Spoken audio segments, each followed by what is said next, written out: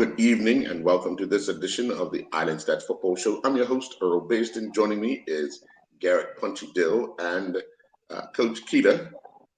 She's having a bit of technical difficulties, but nonetheless, let's run down the results that we've had this weekend thus far.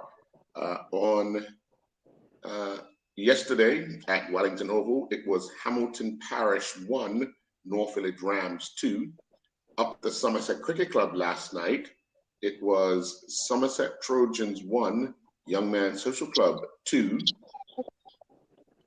And today at the Wellington Oval, it was St. George's Colts 3, Crossroads 0.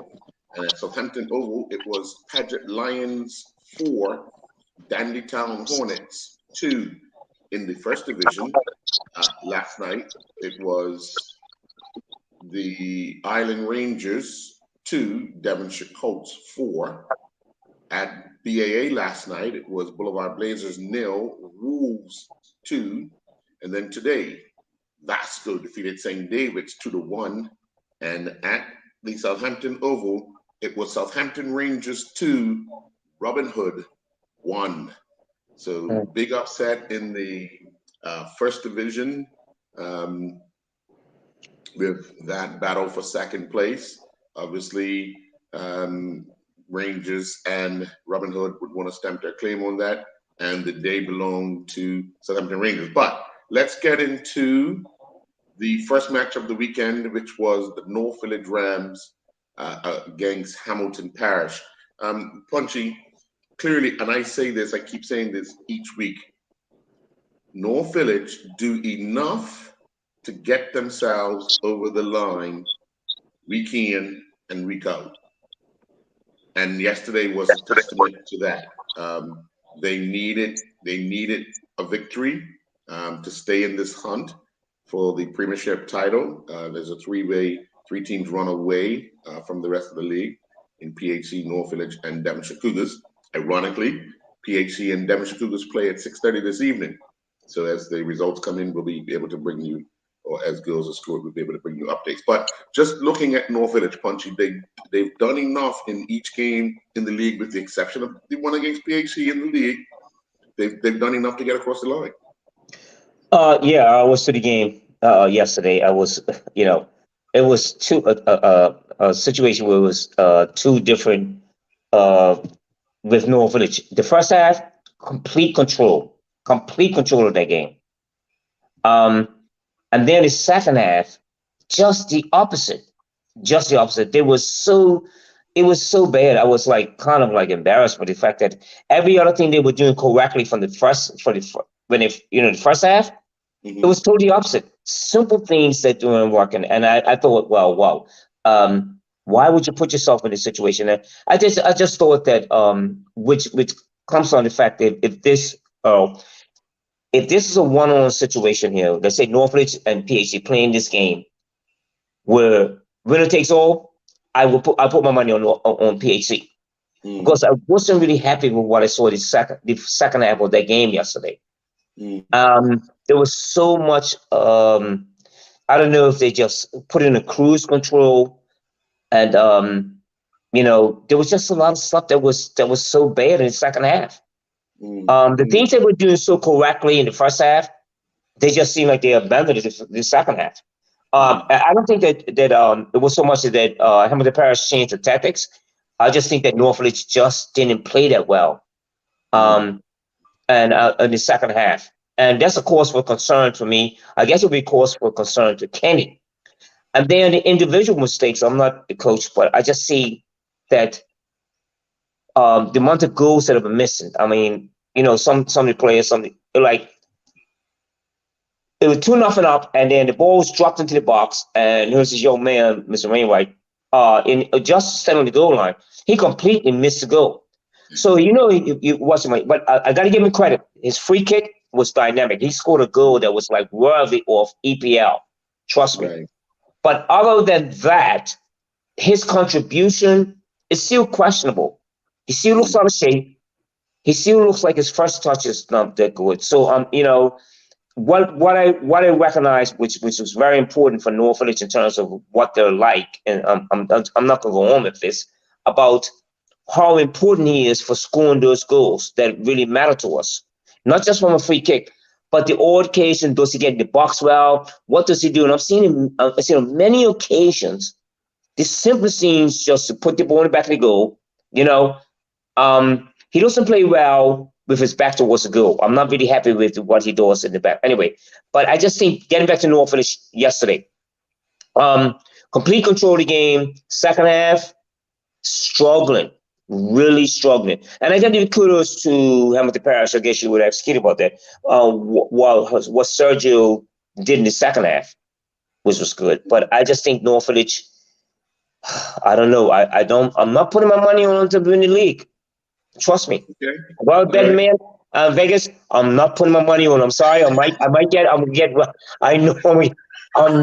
I'm telling you, it's some things are just not right. And the other thing I'm gonna say before I say that, you got a 16-year-old young man, who's just arrogant. Just wow, what a revelation! But it's so much pressure on him to make all the inventive decisions to get Norfolk going. This young man is putting, he's under pressure. It's like, wow. If I was a coach against him, I would I'm gonna watch him everywhere he goes. I'm gonna put double team him. So everything that Norfolk are doing now comes from him. His inventiveness. For 16 years, this young man is very creative. It's very good, Yeah. And so the game should have been over easily in the first half. Easily. Right. I guess Kenny would probably be kicking himself. I just saw him, I'm sure he was upset with the performance in the second half of Norfolk. Yeah. Well, let me bring in Coach Keita. Coach, obviously with Hamilton Parish, we now see the likes of Social Club joining them on 15 points. Paget Lions have gone ahead of them on 18. They look safe, but it's those games where they could possibly pick up a point, possibly snatch a win, that they seem to come up short against the bigger clubs. How does Sergio convince his players that they are good enough to match any one of the teams on their day? Yeah, it was quite evident that Hamilton Parish could have drawn or even gone on to win the game. So also making the same clinical errors that will cost them. So it's not the technical or tactical ability. It's not the tactical ability of the team or the physicality of the team that's keeping them out of the success. It's the technical piece. How much time are you spending on finishing? It's been a few times Hamilton Parish have dropped points this season because they've missed open nets. Not even the keeper to beat. So if I was Sergio, it'd be those pieces that I will focus on. Like, guys, we are our worst opponents right now. We're not finishing those opportunities. At one point, Dietrich pretty much gave him the ball to say, try to score past me, and they didn't. So it's those kinds of things that he would be going back and looking at and saying, you know what? If we had done, it's a lot of if we had done this, if we had done that, and like Uncle Ponzi said, North Village could have finished the game off in the first half. They didn't. So they kept Hamilton Parish in the match. And at 2-1, that's always going to be pressure. And Hamilton Parish applied that pressure. They just couldn't get over the line, but that happens. That happens, and it's now capitalizing on those opportunities and making those goal scoring opportunities happen, because they may only happen once or twice in a game. And that's the difference. Sure.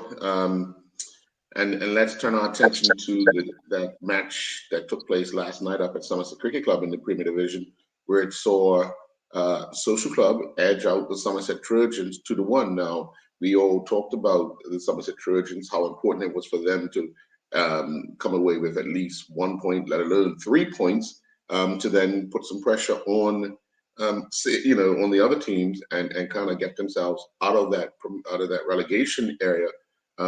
But with no goals in the first half, goals in the second half for Social Club, and then a late goal pulled back by Somerset. It's tough. It's got to be tough now But let's talk a bit, Coach, about Social Club.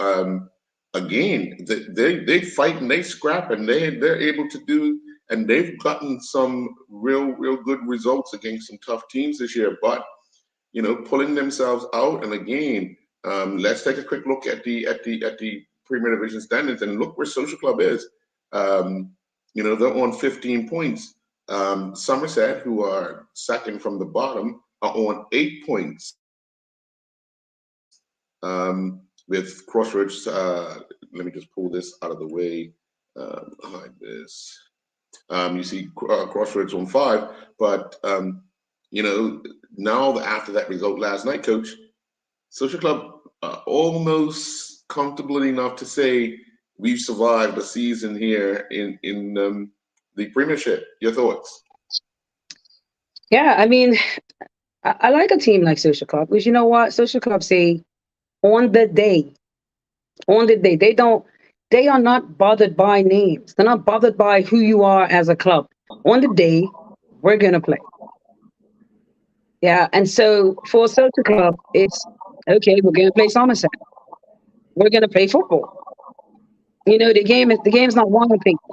The game is won on the field. And so for Social Club, they go into every match thinking they can win it, right? And if they don't, they don't. But that is what I've noticed about Social Club this season is that they grind for each other, and they play. And if they're going to get a result, they're going to get a result. And that would be a great result for them last night, traveling up to Somerset to play against a Somerset team that, yeah, they are struggling a little bit, but I would have thought that Somerset, having just edged the loss, suffered a slight loss at any time last week, would have been geared and up for this one.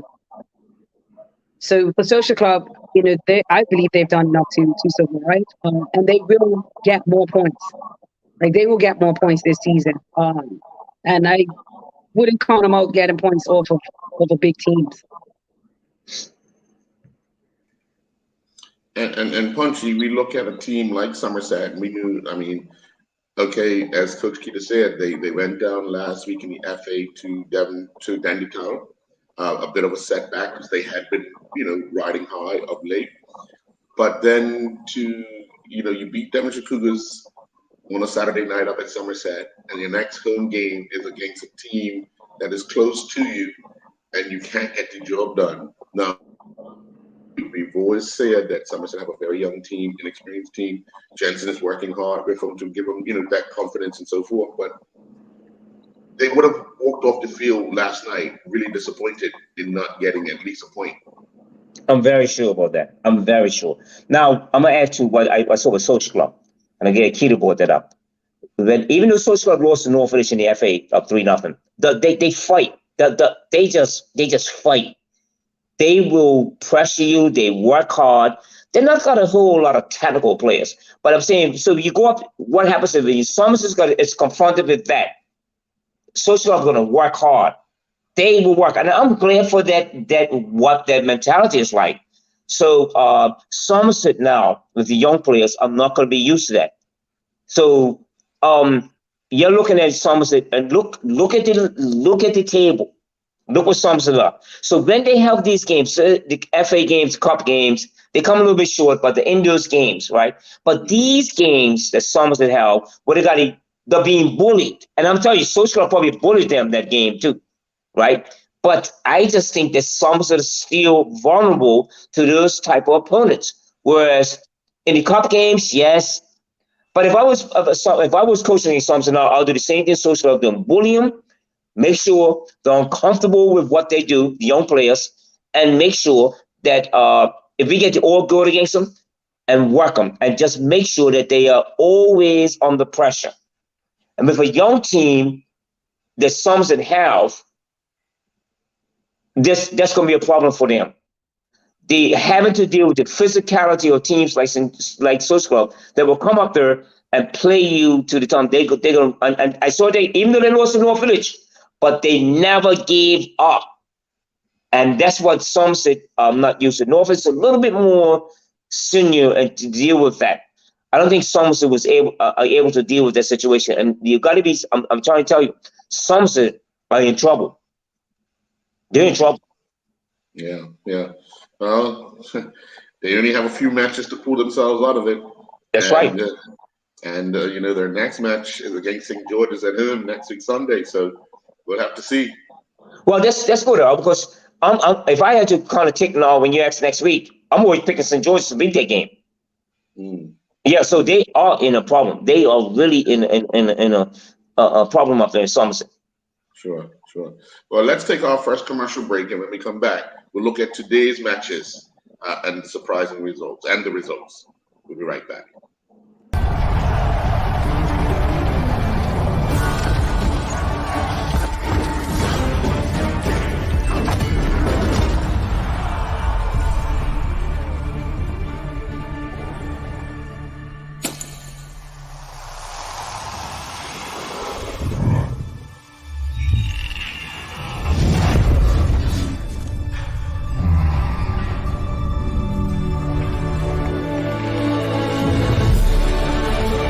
Putting down the weapons.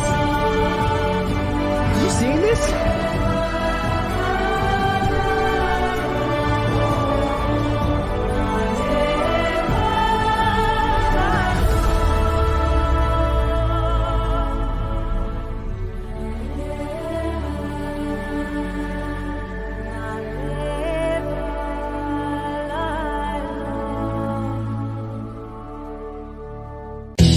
Better Than Bouillon is an oft-featured organic food producer who believe that great recipes begin with great ingredients.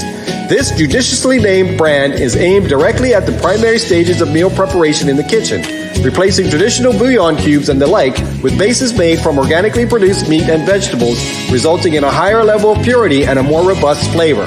This month we're featuring Better Than Bouillon organic bases, made with roasted beef or chicken or seasoned vegetables. Lindo's, why go anyplace else? How you doing? It's Coach Bascom here. Listen, I just want to let you know that, guess what? Oh yeah, I've been endorsing Salt. Now, you know what this is for, right? Yep. Smelly shoes. You know, those days that you're coming back from training, sneakers. Yep. You start, you know, you're sitting them in your house, you got them in your room, and you got them in your closet, and you know, you're getting that smell come through. Well, this is what it's for. Excited about it, excited to promote because I believe in it, because I know when I was playing outdoors especially, this is definitely what I needed. Hey, even look at the packaging. Very, very professional company, done on so much work, yeah, with the material, with the bag. Listen, I'm excited about it. Glad to be a partner with them. Glad to be endorsing this product, yeah. And here we go. Get your bag.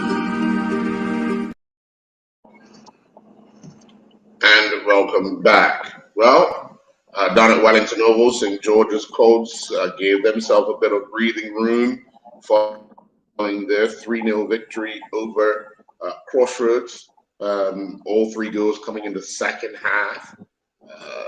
I mean, as I said last week, Crossroads have been a bit of a pain for St. George's.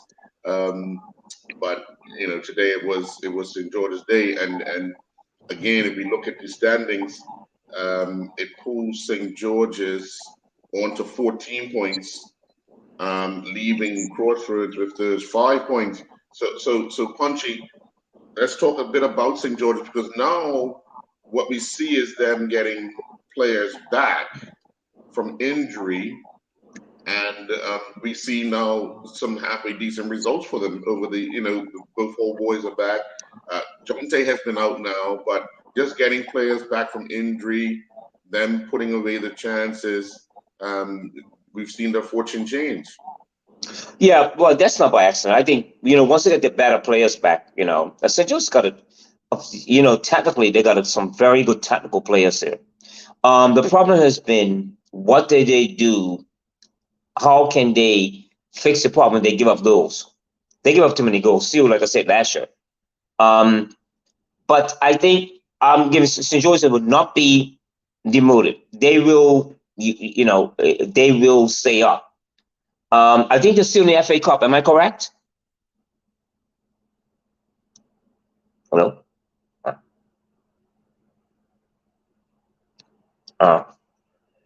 Something's You can happening. hear me? Can you hear me? You can hear me? Yeah, I can hear you. Yeah, I can hear you, Yeah. Keto. St. George's, Stephen, yeah, I think, yeah. There. You can hear me? All right, yeah. Earl, can you hear me? No. I think he's Yeah.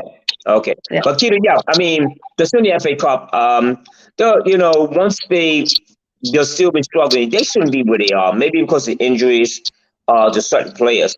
But in terms of the talent that they have, I'm expecting them to probably finish up by the end of the season in fourth place or fourth or fifth place. They're probably going to go pretty close to winning, getting close to the FA final. I do think so, because that's the players, the better players come back. I think they're in a good space. I'm not worried about St. George's. I'm not worried about St. George's at all. We always speak about quality. When you got your quality players, right? My thing Right. with St. George's is there's players that have been carrying the torch with the absence of those players, keeping them motivated and helping them understand the role that they play in the team, and because they play a role, right? Not every Right. game that they played without those players did they lose, or so it's now managing those players for St. George. It's managing them and making sure that they understand that it's a team. It's a team effort. And those players that are coming in, and it's tricky though. It's tricky when you bring players in and fortunes change, because do they remain humble and say, or is it, well, yeah, of course, no, we're gonna do better because I'm back, and that's a tricky piece, right? And a hard piece as a coach to manage that. Well, Peter, I was talking to Patches. I was talking to the assistant coach, and I was figuring out, okay, you're 3-1 up against North Village, right? In the first half, you don't comfortable. You look like you should. You just look total control of the game, and then it comes up 3-3. They end up 3-3. I was saying to you, defensively, I will see that such a good attacking force, right?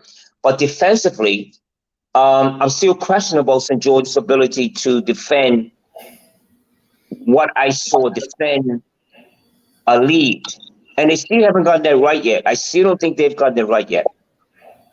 Against a better opposition, probably not. But they, today obviously they took a little while to get the lead because the girls came in the second half, correct? Right. Yeah. So so it's again finding their feet.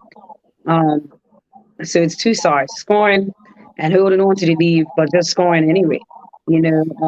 But again, they're peaking at the right time, right? As we approach the finish line. For Crossroads, I think they are definitely in a spot of bother, and I think that Gumbo understands where they are. I would always be interested in knowing what their expectations are, and if they are managing those expectations, if they are doing what they thought they would do, were they picking up points, if they picked up any along the way from whomever. But I don't want for Crossroads. I want Crossroads to sort of be like a social club. I don't want them to concede defeat before the match. Do you know what I mean? I want them going into every match like we can get something out of this. And I'm not saying that they don't, but I would hope that they are not of the mindset now that, well, we're just showing up. We're probably not going to win this one, but that would be very unfortunate for that team. And so for Crossroads now, it's next week we have another match. But next week we have another game and we go down.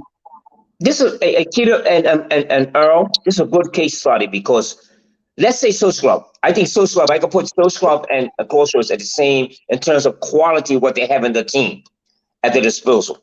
I think maybe Social Club have a little bit more, but what I like about Social Club is the work ethic, the belief. The work ethic is unbelievable. Even though they lost 3-0 to North Village Thunder, they still have a chance to Thunder. But so Crossroads don't seem to have the work ethic with less talent. And I think Social Club doesn't have a whole lot of talent. I'm saying this here because why does Social Club go up and beat Somerset on work ethic? I don't think that Crossroads are putting the work ethic with what they have. They're not going to win handsomely, but the work ethic should be the priority. And I don't think Gumbo is getting that out of them. Yeah, well, I mean that's fair enough because I mean they're coming up on the short end, and 5 points is all they have to show for Right. this season so far. So you Mhm. know it's going to be a tall order because they would need um, just to catch. Well, they need a win to catch Somerset, but they would need 3 wins to overtake currently Dandytown. And after only having 1 win all season, they'll be looking around to think where can we get these victories from. So, if by chance they have another defeat next week, which will be the 13th game, it'll be only 6 games left. You have to start looking at, okay, what are we going to do to salvage this season and look forward to next season. So, that'll be as Coach Keita said. Hopefully they're managing those expectations and they're helping the players to understand where they're at and where they can get back to, given a season in the first division, regroup, understand what Ralph is trying to do with them, and then come back even stronger. So, I mean, we've talked about them over the last few years on the show that they've been the great escape year in and year out, Yeah. But For sure. eventually that luck runs out, and it looks like this season that luck has run out for them. That's exactly it. Exactly. Yeah. So the final game in the Premier Division, other than tonight's match, which gets underway in a minute, it was Paget Lions 4, Dandytown 2. Now I went to this game watching the first half. I actually watched both teams warm up. And it was shocking for me to watch Dandytown warm up because they never showed like they had intent. They never showed like they had any urgency. And this is in the warm up. So you carry that into the game. Within 5 minutes, they were down 1-0. A free kick from about 25 yards. It was just that they just did not. There's a lot going on, and it shows. It shows in like I said, in the warm up, in the play, there's a lot going on behind the scenes, and it's unfortunate for a club who have been dominating football over the years to end up. I mean, they're at 12 points after 12 games. I'll ask you both. When was the last time you knew a Dandytown team having 12 points after 12 games? I need to know, who did I pick? You picked Dandytown. Yeah, I'm gonna stop picking them. I said that last week. If I pick them, they don't get me no points. All right, I gotta help. I'm gonna help them. I'm gonna take one for the team. I'm gonna be the sacrificial lamb. I'm not picking no more. So if I don't get 1 point, hopefully they get 3. Yeah. What can I say? I mean, again, it's a lot of talented individuals, but do they have buy-in? Are they willing to work with and for each other? If you're saying the warm-up was just getting through the motions, what were their habits last night? Did they go out last night? Did they, you know what I mean? What are their habits prior to getting to the field? Did they arrive on time? Did they, it actually hurts me as a football person. Like, I mean, it's no secret I'm a Northwoods fan, but as a national coach, like my national hat trumps everything. And the exciting prospects that Dandytown have, and I speak about this a lot, and I think that there's something happening with the men coming up, and we've spoken about this before, that our level of football in this country will improve if our players feel that they have a chance of representing the country. You know what I mean? Local players also being looked at. I mean, it is what it is. And I'm a speaker as a national coach, when you have internationals that you can choose, who's playing week in and week out. As a coach, I'm looking at that warm-up today and I'm saying, this guy is talented, but look at his warm-up. I don't know. I have no information as to what is happening at Dandytown. I know it hurts me as a football fan to see where they are and the results that they're getting. It's not 4-2. That's a big loss. You know what I mean? It's.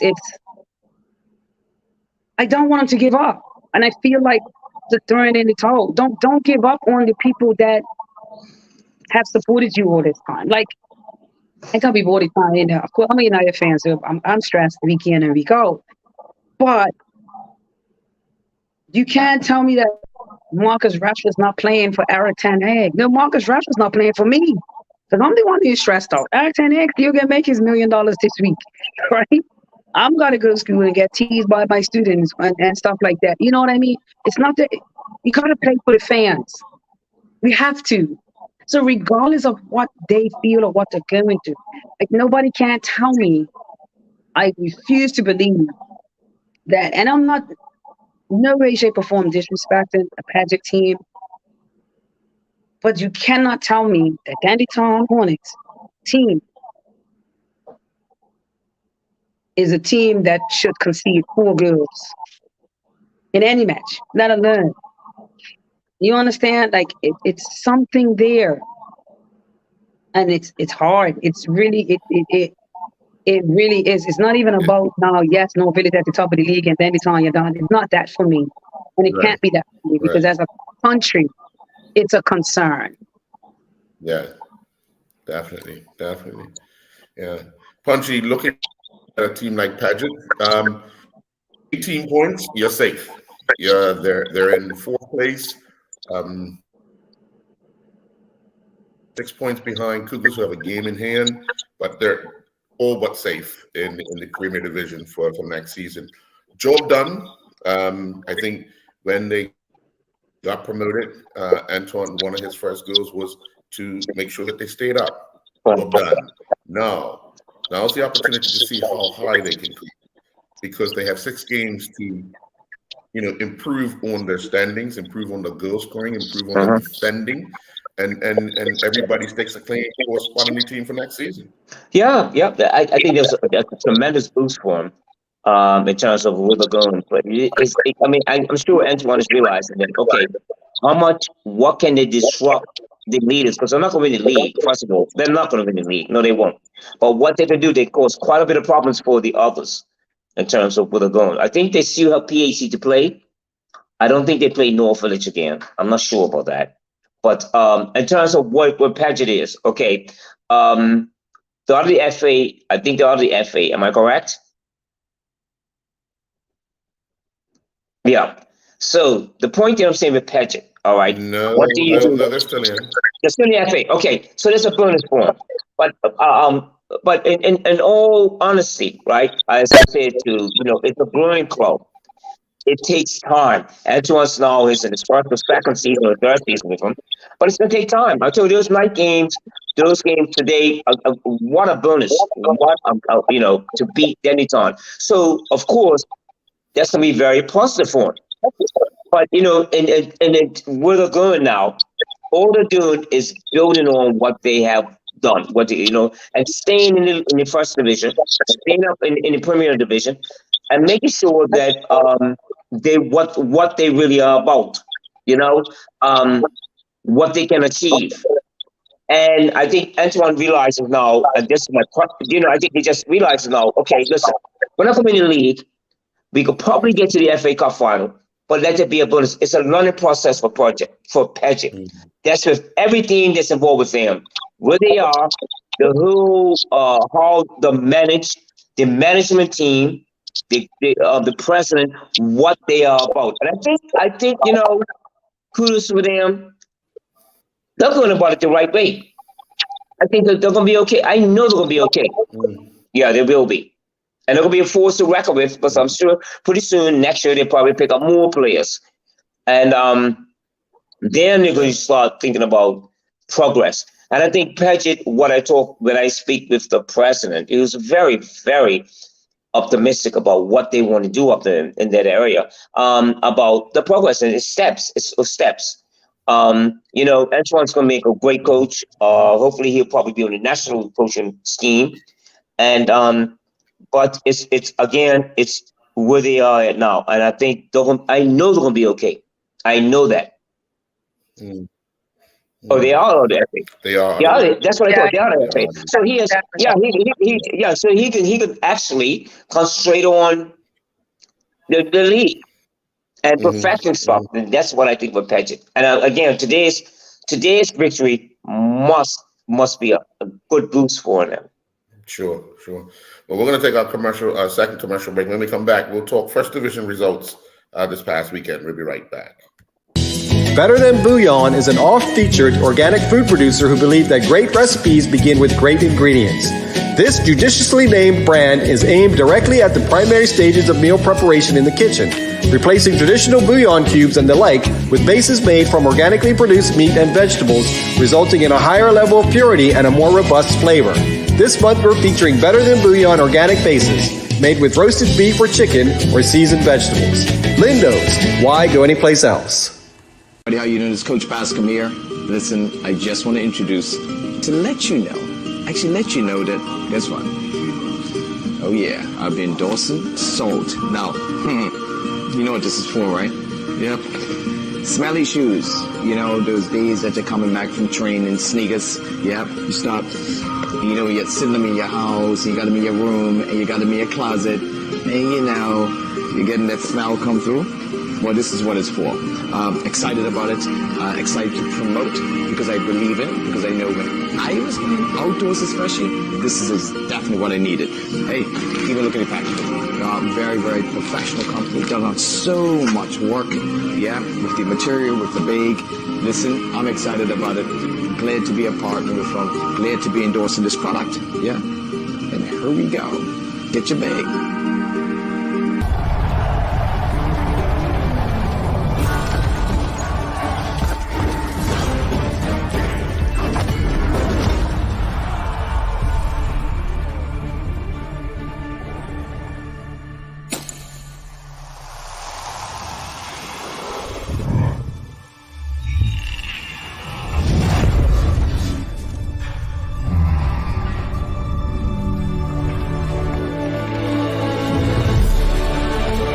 Putting down the weapons. You seeing this?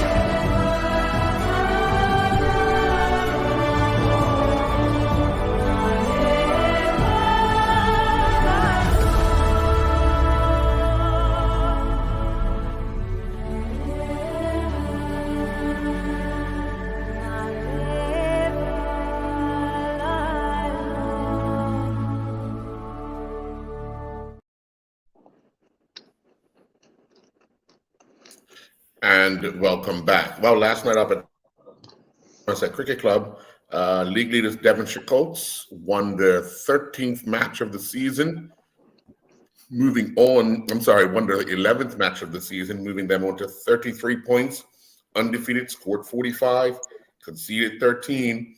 Island Rangers, on the other hand, have still only picked up that one victory in 10 games, scored 8, conceded 28 for 3 points. But Devonshire Colts continue their march, Coach. As we said some time ago, you know, we can see them running through this league. Oh yeah. I know Devonshire Colts is not going to lose any. They won't lose any Premier League. I mean, any First Division matches. They will go undefeated. I think they're gonna make history. I can't see anybody clipping their rings at this stage. They're riding high.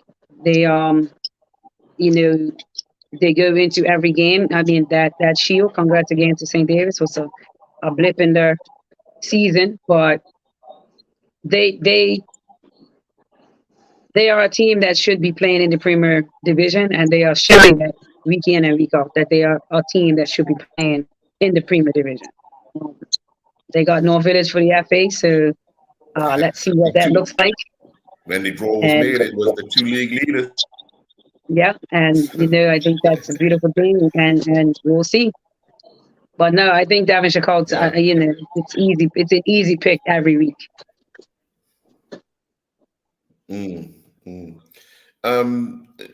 Punchy, we talk about Island Rangers and sometimes a bit bit harsh because of the results that they get. But I often look back at the years where they were conceding over 100 goals a game and were not defaulting matches. Here they are, 10 games through the season, 1 victory, 9 defeats, only scored 8, conceded 28. By this time, seasons going by, they would have conceded about 78. So they are making improvements. The results are not there, but they continue to struggle. And you put it down to the fact that they have 3 clubs in the same area that struggle for players, right? Oh yeah, for sure. And there used to be 10 to 15 years ago, 10 years ago, that used to be like a goal mine. Oh, that player goes for Island Rangers, comes to Somerset. Of course, the elite club was Somerset, of course. So if you were playing really good for Island Rangers, you're one of the top players, and then you go down to White Hill, and then your top players, they all head towards Somerset. That ain't happening right now. I just think I'm making it quite clear to you all, even when I talked about this last year, what's happening to West End. What is really happening up the West End? And when you look at where they are, all the teams in that area, whether it's Island Rangers, Somerset Creek Club, and Somerset Eagles, they are in a very bad way. And let's be honest, sir, Somerset Creek Club will win the Ord Trophy. They get into the finals. But in terms of look where they are in the league. So in terms of where they are and what the club is about, and what used to happen before, I don't know if there's a whole lot of talent up there anymore, or it's not being nurtured. Yeah. But now let me say this, sir, before I get off about Island Rangers, in terms because this is all connected. When I see some of these young teams play in the tournaments, they have some good talent. But what happens to all the talent afterwards when they get like on the sevens, on the 12s? But I don't see the progress up there. I don't really see the West End is suffering. And we have to look at it as a country, why that they will produce so many good players and what is happening up there. And we have to, this is really, and this includes Island Rangers, that used to feed into Somerset's program, the best players, not the ordinary players, and the same thing with Eagles.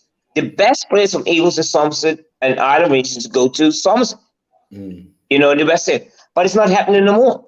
And so all you got to do is keep a case study. Look at what's happening at the West End. And I keep saying it goes from Southampton Rangers all the way up there.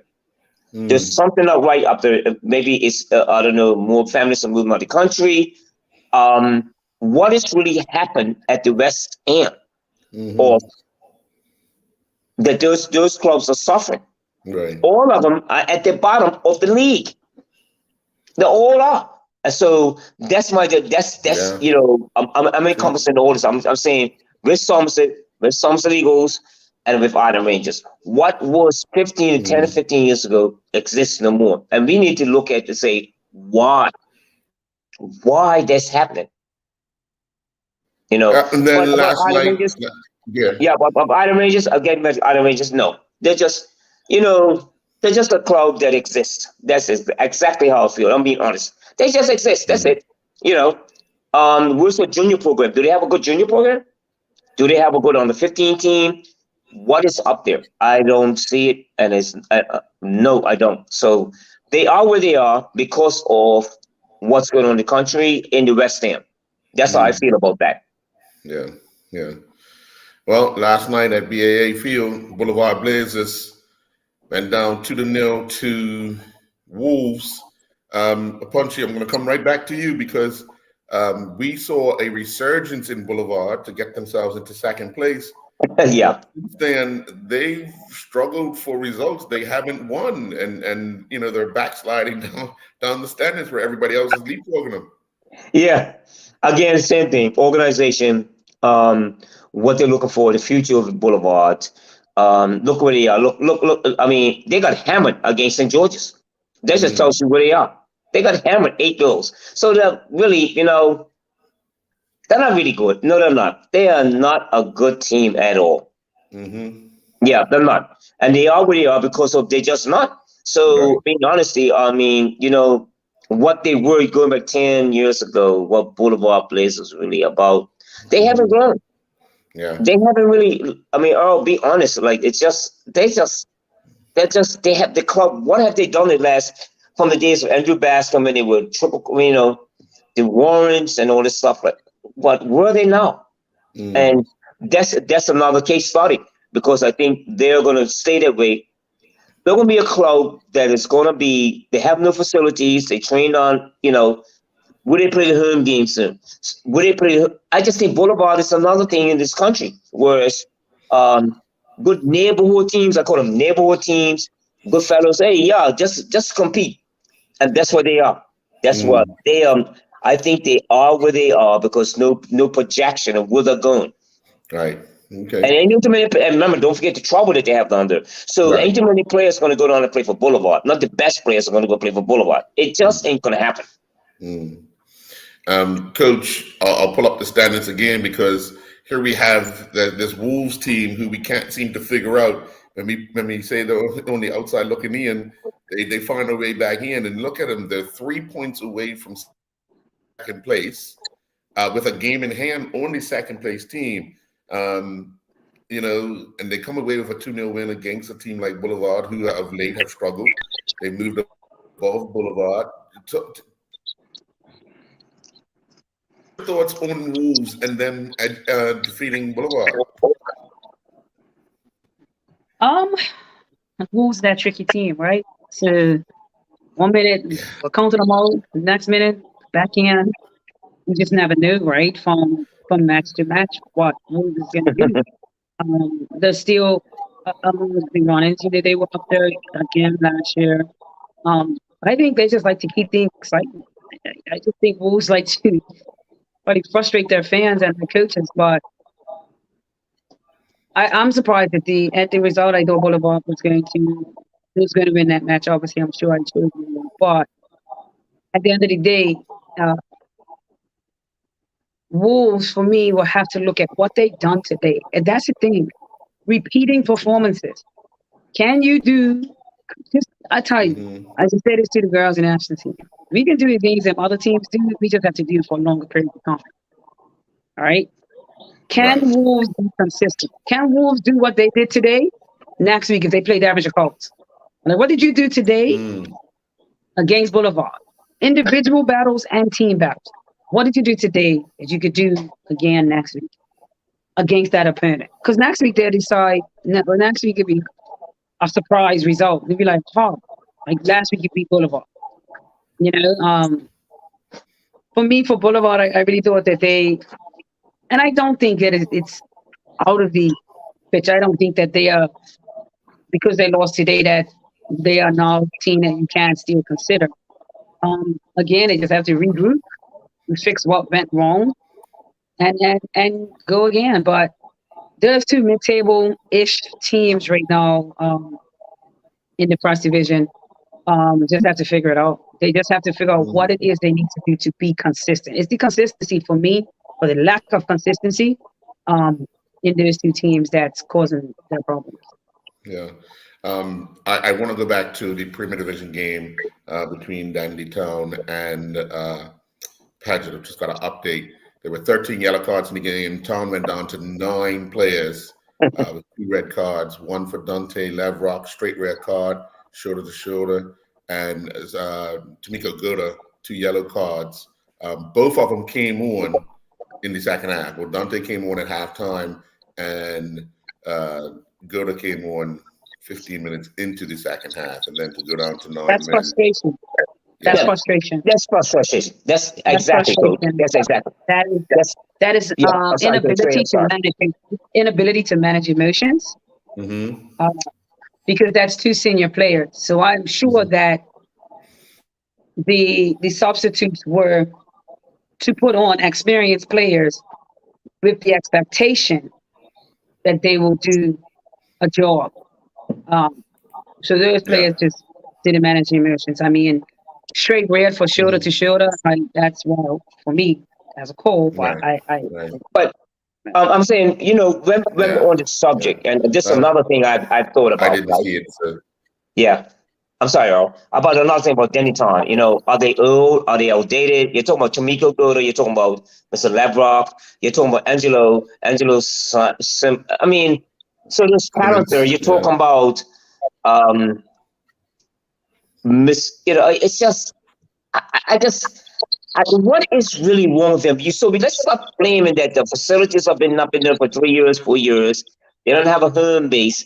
But we're gonna stop talking about that. That's old. That's outdated. So what is the problem? I think the problem is, sir, in terms of the whole energy there, the whole feelings, camaraderie there, it's lost. So what you got a group of players that turn up on a Sunday and trying to compete with their talent, and that don't work. And it ain't working. And you can see right now, we got Tomiko Goto. There got some good players over there. Who's the captain of Deniton? Of course, it's just Who's the captain? it's like I mean, a really scenario in this country like that. That of course we can figure it out. Angelo. Angelo, yeah, are they old or are they too old? Do they have a real? What are they doing? I just think they're capable of being anybody on a given day with the quality with the players that they have. But there's so much disruption. There's so much stuff going on there that we hear about.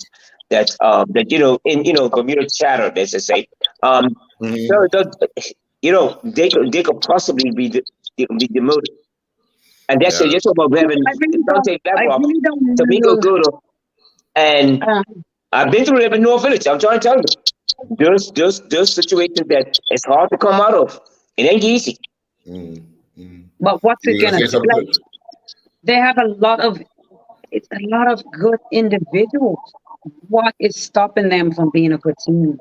Oh yeah. Well, I mean, one of the things I noted today was the age gap between the experienced players and the younger players. Okay. It's a large gap. It's a large gap where a handful of these guys are just starting to play. Goalkeepers young, the defenders are young, but very talented. But talented individuals, like you say, Coach, they're talented individuals, and clearly something is going on that's stopping them from becoming a unit, and they have to figure it out. They literally have to figure it out. So again, expectations. What Deniton going to this Let's season? jump back into that first. Yeah. I'm saying Deniton getting into the season. What were their expectations? What was the expectation?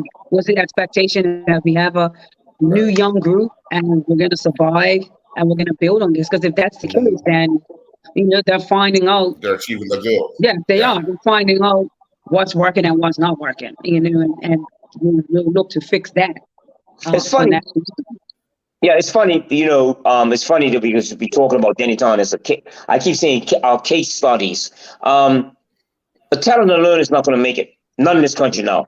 Talent alone is what I'm saying. And then, Earl, you brought up a very good point about that age gap between the younger players learning and the senior players. Have the senior players at Deniton nurtured the younger players through these tough times? And I've been in a situation before Norfolk were at the point that they could have been demoted. I remember that. But in terms of when I was introduced to the senior team in North Village, I was nurtured. It was like, and I don't think that's going on at Deniton. I think that's also a problem. I'm asking a question: who's the coaching over there? Who's in charge of the team? Aaron Davis is still. Wow. There you go. Well, there you go. I'm saying to you, what is going on there? Who's pointing the finger? Is Aaron Davis getting what he wants? So it just seems it's really, really.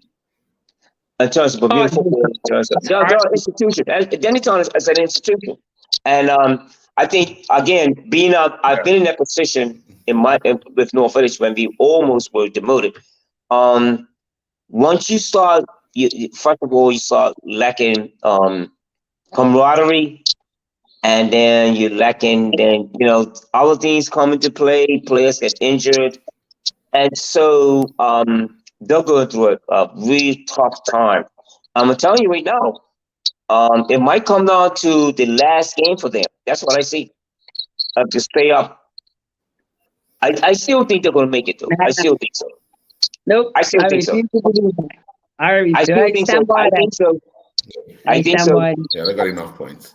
Let's St. jump back George's into not good that. enough. Look how close it is. And I think Dennytown got to play St. George's. Yeah. Yeah, they still have to play each other. Yeah. Yeah. That's right. Yeah. Exactly. Yeah. Yeah. So let's jump back into that first division.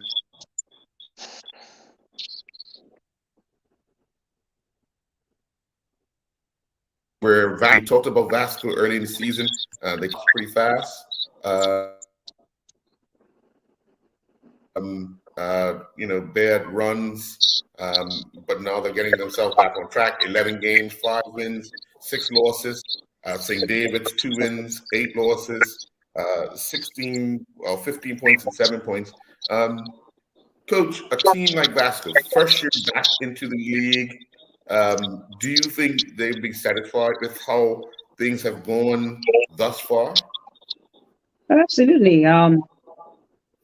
They probably would have expected to be mid-table, mid to lower ish. Finding their way, finding their feet. Having had to build a team, so they have some young players on that team as well. What was the score today?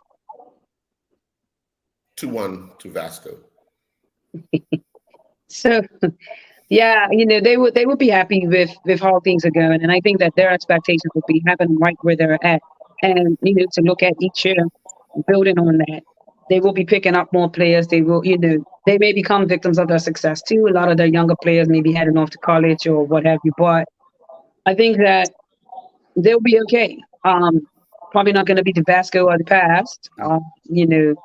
Not in a position to be a Vasco of the past, but I think that they will be okay, and they will continue to look to pick up points where they can to just stay in that mid-table area.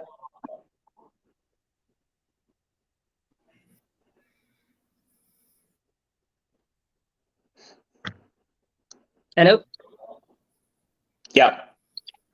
Okay. Mm. You hear me out? Punchy looking I at St. heard David's. you. I heard you real Yes, good. I can hear you. I heard you, Coach. Okay. I heard you, Coach. Right. Punchy looking at a team like St. David's, obviously, as Keita pointed out earlier, they won the Shield, but they're back to the regularly scheduled program in the league where they just cannot seem to get that hump. Where do they go? Well, the point is they can't be demoted, right? So they're happy with that Shield. They'll talk about that for the whole season. It don't matter where they end up. They're gonna end up last, but remember they're not gonna be demoted. So that's the problem that I have with that. Say for instance, if you say you 2-3 teams, you're demoted. If you're first and you're last, then go down and play for the commercial league or whatever. Now what would happen then? So there are no I'm saying for coming last in that division now, because 1, 2, and 3 you're last, there's no consequences. So they will continue on. I say, I know St. Davis, that's a bonus for them. And they'll talk about that as history for them. But in terms of St. Davis, really, there's a lot of questions that we asked about that whole thing. I'm going to say this, sir. I'm not going to stop you. Aaron Lugo, the coach for St. Davis, he's also the national team coach. Am I correct? Is he involved in the national program? Yeah. Okay. So he's in a team in St. Davis. Why is he not taking his challenges somewhere else? Why is he in a national program with a team at that low level? So I'm saying these questions got to be asked. So Aaron Lugo, I would question and say, okay, you're the national team coach, you're in that program, but your team is suffering. You're down there. So why don't you accept another challenge? Because if you've got a national, your credentials are important for that. Now, I'm not going to slide the box for that there. I'm just saying I got to bring some things to people's attention about Aaron Lugo and coaching at that level. But you're coaching on St. Davis and you're coaching a national program. But, we're going to be really serious about that. Should he have that job? I don't think so. I'm not being personal, but I'm saying to you, where is St. Davis going? Because there's no consequences for what St. Davis are. Well, it's Island Rangers, so we have to speak of quality. You have to speak of quality.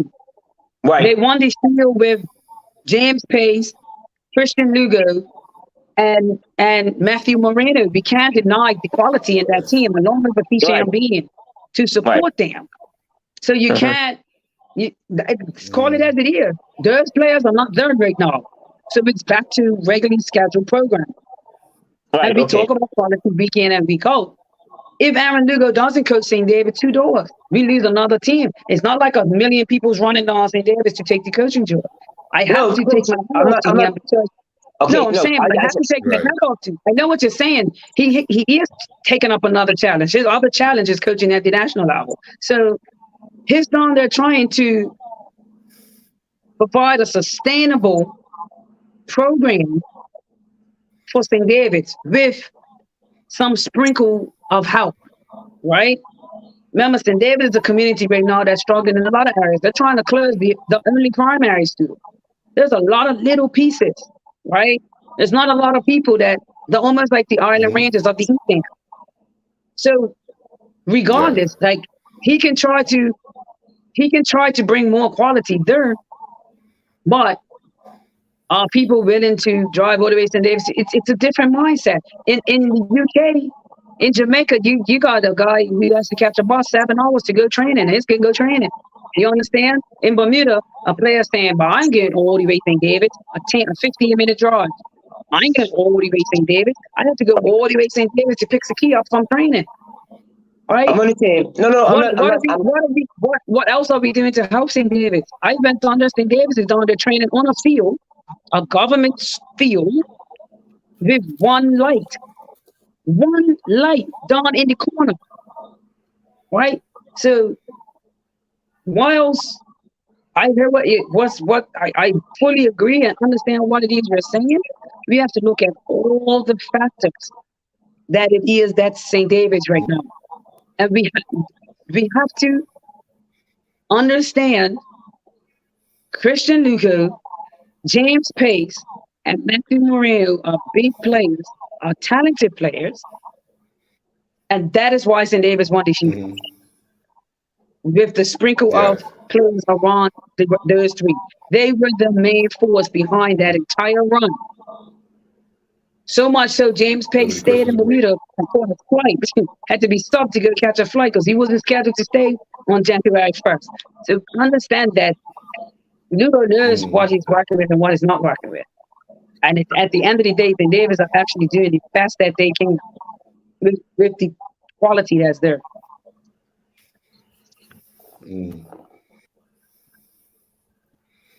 Yeah.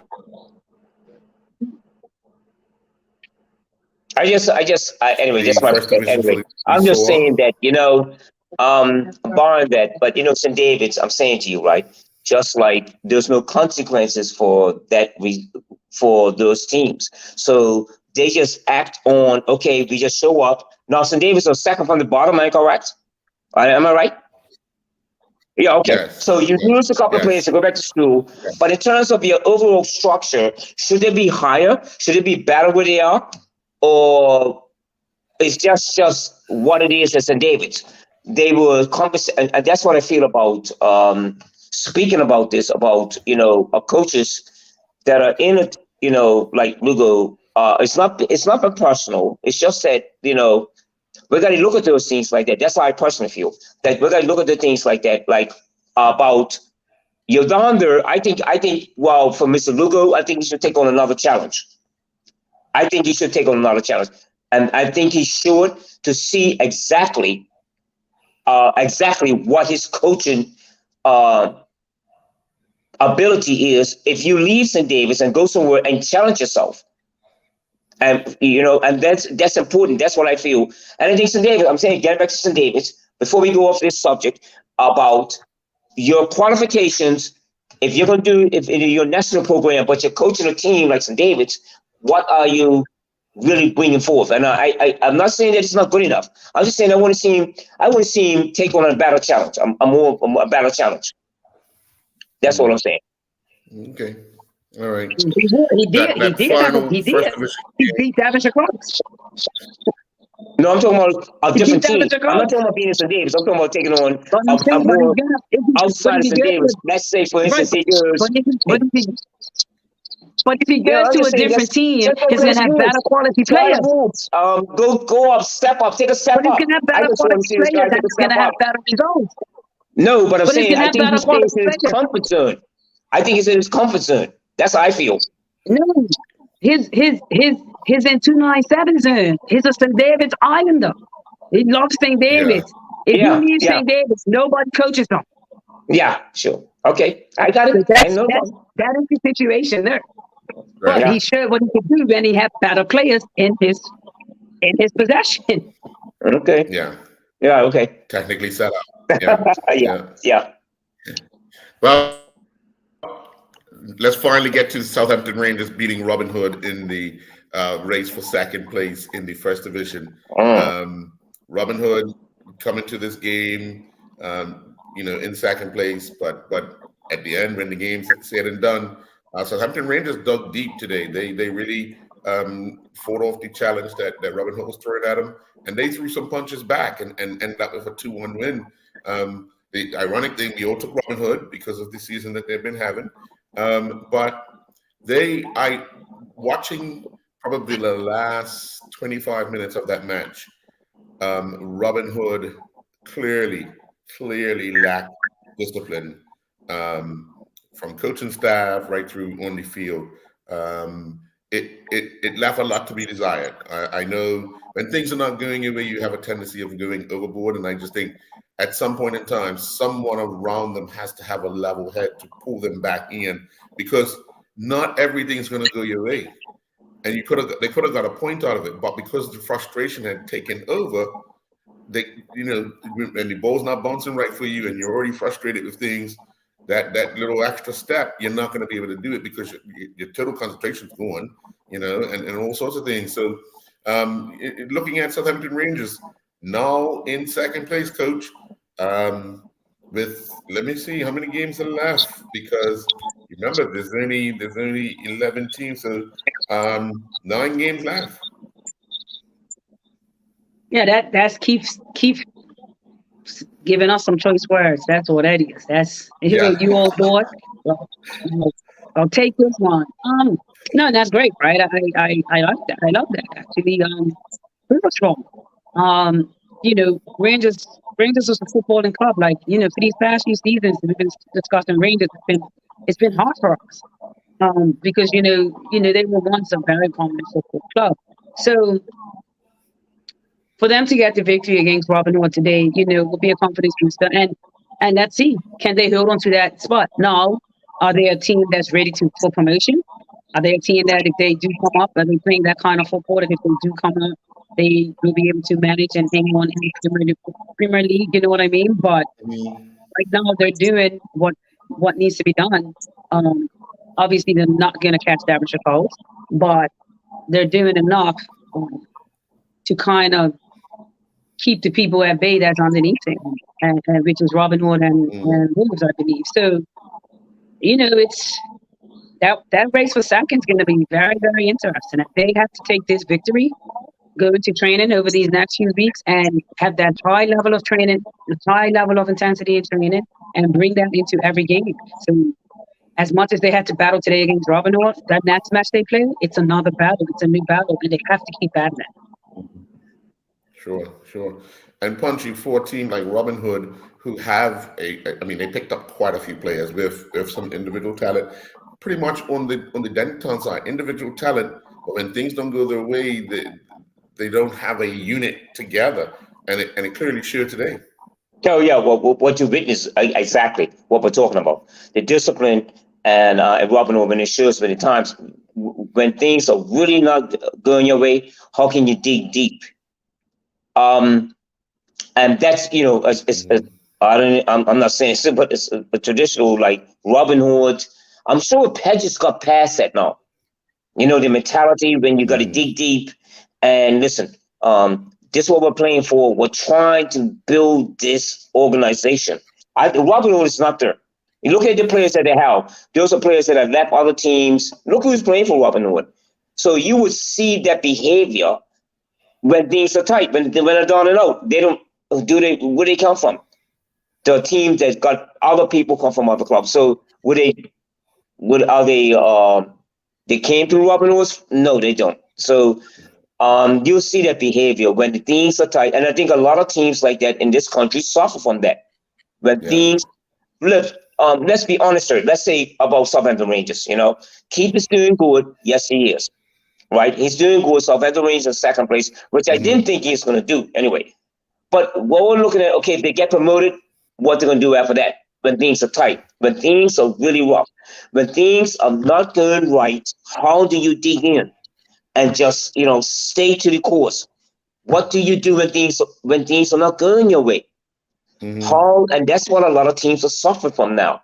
The teams like Boulevard, Wolves are another perfect example of having talent, but having no integrity for fighting things out. And this is why I'm going to bring to yours attention. Social Club is displaying that mentality.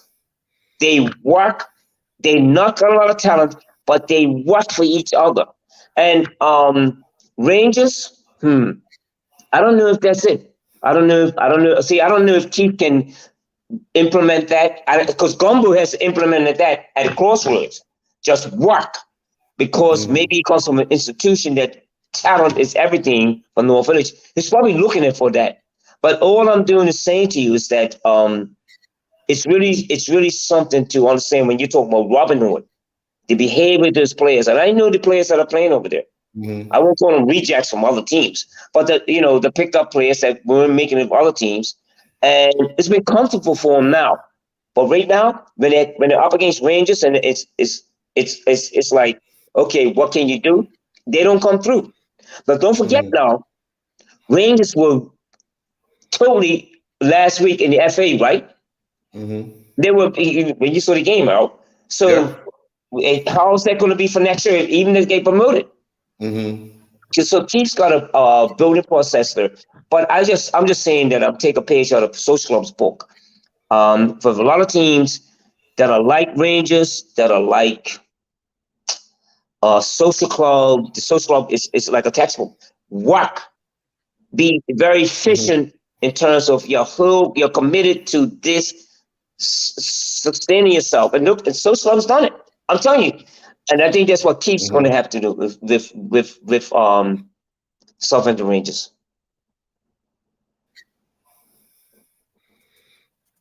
Southampton Rangers, yeah. So what we're going to do, we're going to take a final commercial break. And when we come back, we will discuss our picks and pick for next. Yeah, this is Coach Bascom here. Listen, I just want to introduce, to let you know that, guess what? Oh yeah, I've been endorsing Salt. Now, you know what this is for, right? Yep. Smelly shoes. Those days that you're coming back from training, sneakers. Yep. You start, you're sitting them in your house, you got them in your room, and you got them in your closet, and you're getting that smell come through. Well, this is what it's for. Excited about it. Excited to promote, because I believe it, because I know when I was outdoors especially, this is definitely what I needed. Hey, even look at the packaging. Very, very professional company. Done on so much work. Yeah, with the material, with the bag. Listen, I'm excited about it. Glad to be a partner with them. Glad to be endorsing this product. Yeah. And here we go. Get your bag.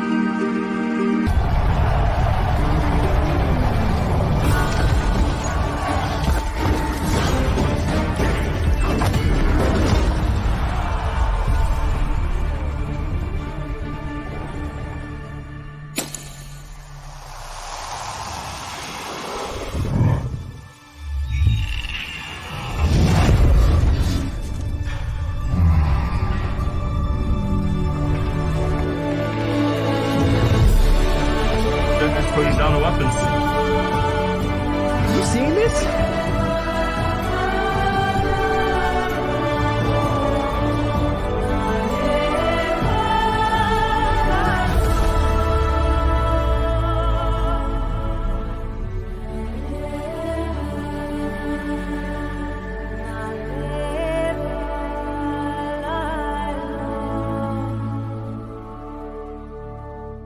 Welch's, makers of the world's best-known Concord grape juice, have been based in Concord, Massachusetts since halfway through the 19th century. We've often featured this unique beverage due to its impressive health benefits and bold, unmistakable flavor.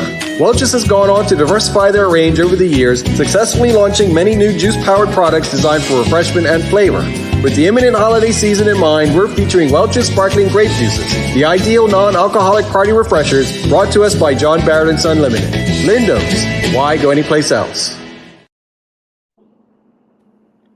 And welcome back. Well, let's take a quick look at these picks. Hamilton Parish versus North Village. Coach Keita and myself took North Village, and Punchy, you took a draw. We know North Village won that 2-1. We all took Somerset Trojans last night, and of course they lost the Young Men's Social Club 2-1. We all took St. George's Colts to defeat Crossroads, and they did so 3-0. I took Paget, and you both took Dandy Town, and we know Paget won that 4-2. In the first division, and by the way, after 30 minutes at Devonshire Rack, the score was still 0-0. It's got to be getting up to halftime now, so once we get an update, we'll let you know. In the first division, Island Rangers and Devonshire Colts, we all took Devonshire Colts, and they won that match 4-2. We all took Boulevard Blazers to defeat Wolves, and we know Wolves won that 2-0. I took Vasco. You two took St. David's, and Vasco edged them 2-1.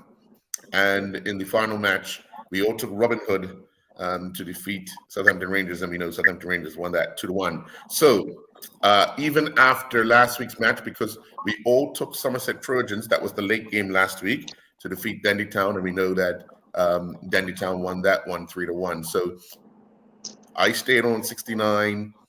Punchy stayed on 68, and Coach Keita, you stayed on 70. So following while we wait for the final match, this week thus far, I got 5, Punchy got 2, and Coach Keita, you got 3. So the scores right now, I have 74, Punchy has 70, and Coach, you have 73. So now let's look at this week's matchups. And Punchy, you're going to be first up because on Thursday night at the BAA Field, it's going to be Dandy Town Hornets and Hamilton Parish. Hamilton Parish. Okay. Coach? Who is it? Hamilton Parish and who? I'm sorry. Dandy Town. Dandy Town and Hamilton Parish. God.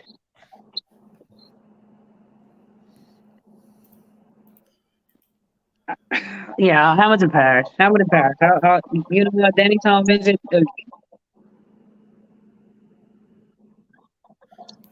You said you was going to go against some.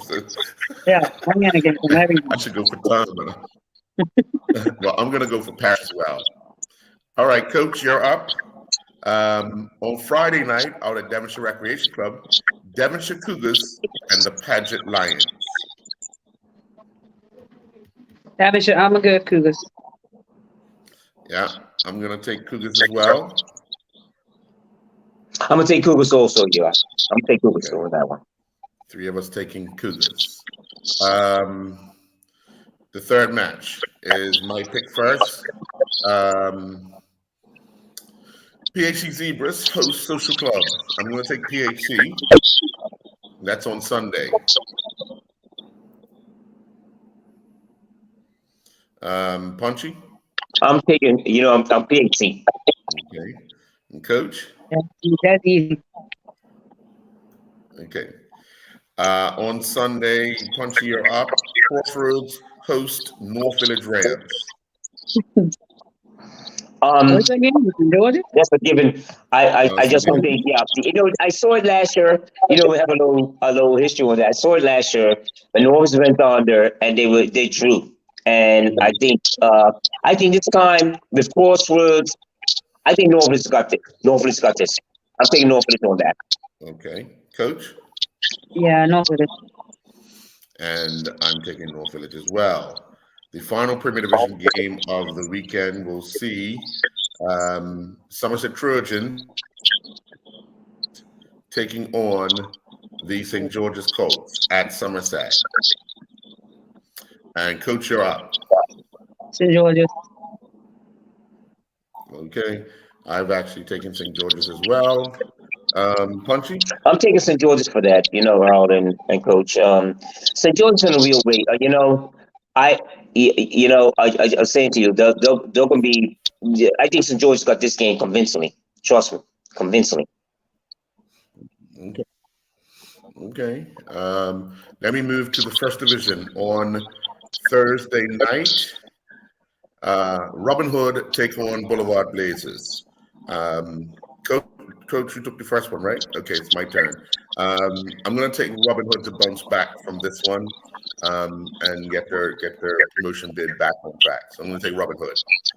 Punchy? I'm taking Robin. I'm with you all on that. I think they'll bounce back. They'll look at what they did wrong. Robin Hood was a better organized team, so I'm taking Robin Hood for that. Yeah, I'm getting Robin Hood. Coach? Robin Hood. Okay. Island Rangers take on Vasco up at Somerset Cricket Club on Sunday. Punchy, you're up. You know what? These little tricky things. I'm taking the Island Rangers to beat this game because it's up in Somerset. I take the Island Rangers. Oh, wow. Yeah. Okay. Vasco. And I'm taking Vasco as well. I don't care where that game's played. Okay. All right, Coach. You're up with this one, Coach.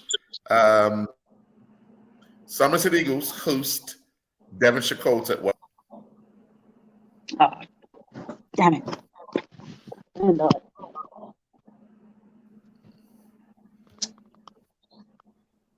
Say, you got the clothes?